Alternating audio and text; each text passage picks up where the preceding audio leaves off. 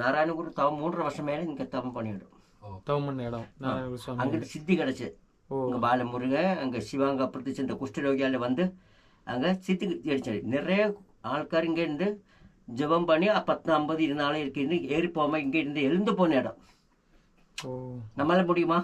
முடியாது சார். ஆனால் அப்போ நிறைய செத்து இங்கே இருந்து எழுந்து போன இடம். அப்போ இப்போ வர்ற மாதிரி இந்த சுற்றி பார்க்க வர அதான் சொன்னாங்க. நம்ம இந்த நாராயணகுரு ஆசிரமம் இங்கே இருக்கேன்.